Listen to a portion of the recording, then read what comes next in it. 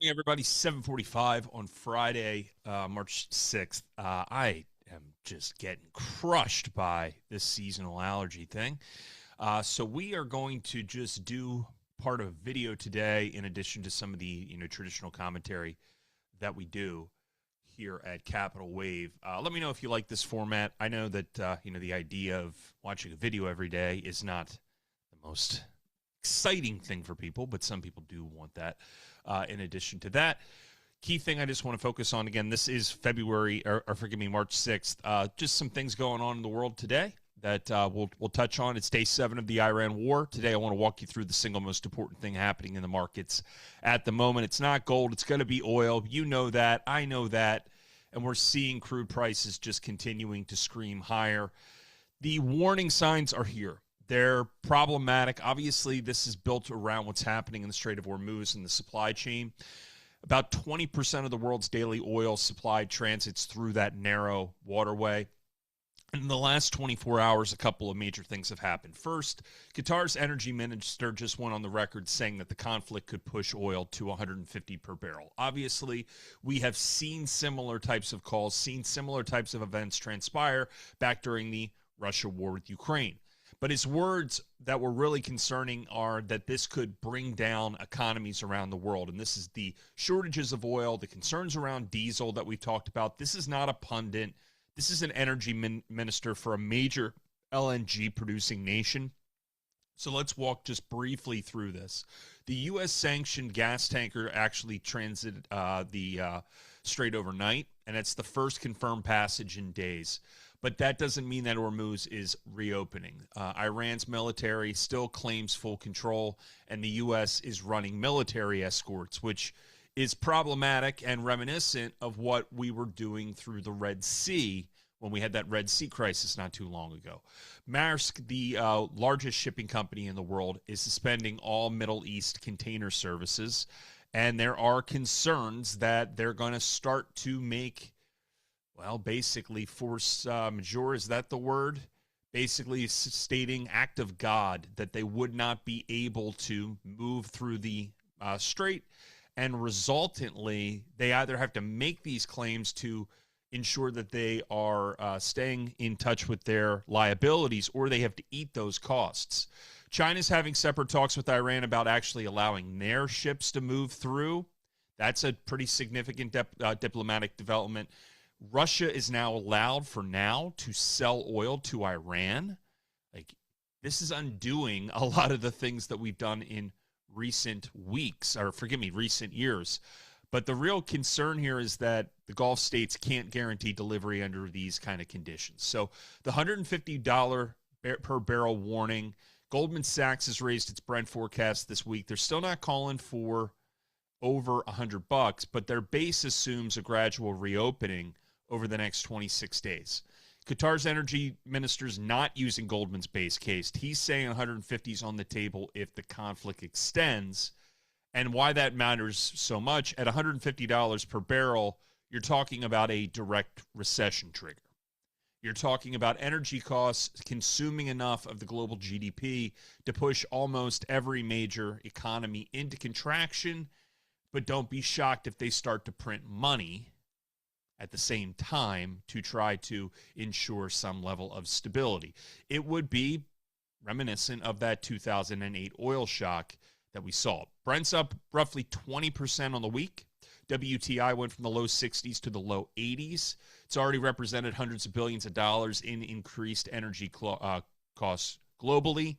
We're obviously seeing names like Valero moving higher. That's kind of been the breakout stock out of this. We're looking at triples right now. For those of you who don't know, triples is a triple momentum structure that is an expansion of what we have done in the past with our numbers. We're minus 23 right now on the S&P 500 for our reading. Obviously, that's problematic. We have seen 3 major events transpire with that figure negative in the last month and a week. So that was January 28th.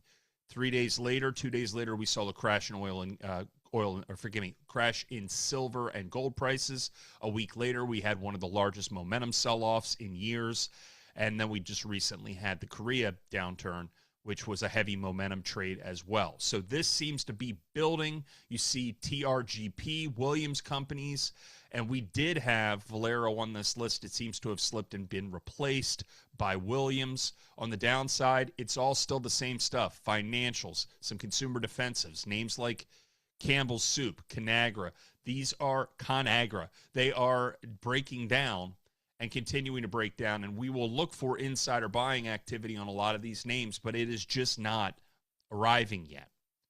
So as we analyze this and as we assess this, we just have to be cautious. It is not a resolving of this crisis. It is a deepening of the crisis. And while all this is transpiring, interestingly enough, gold prices are not moving in the way that a lot of people historically would anticipate that they would in a crisis. Gold's at roughly 5,100. It's been flat. And in a geopolitical crisis of this size, gold should technically be screaming higher, but it's not. The first couple of reasons for this, one is margin calls. So when oil spikes and equities sell off, traders sell gold to raise cash. And we did see that during COVID.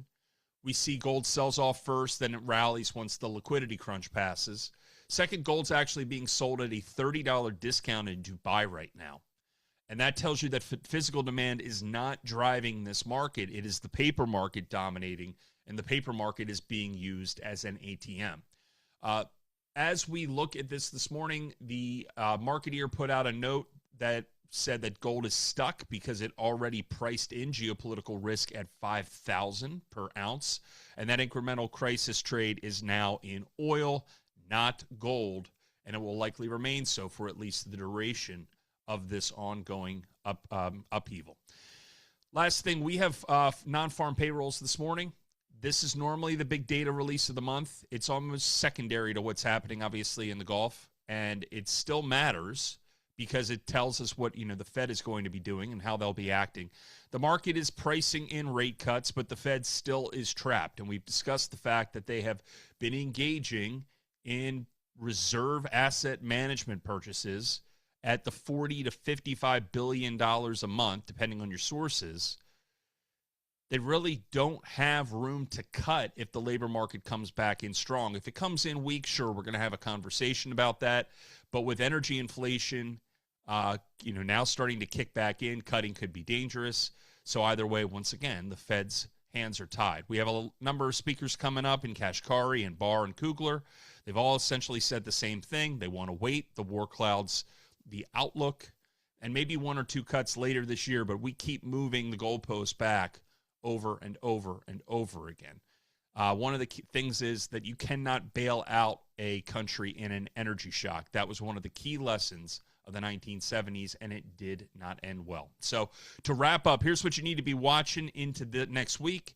First, of course, Iran and Hormuz. If you are long oil right now, understand that we are heading into a weekend and that you could wake up on Monday and things can be dramatically better, but they could also be dramatically worse. So make sure that you're hedged. Make sure that you're positioning closely.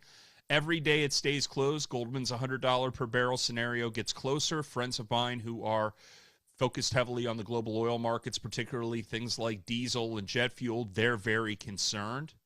We're going to watch what Iran's response is to the funeral of Khamenei, the formal appointment of its successor. Obviously, there's been chatter about his son, but there is some infighting there.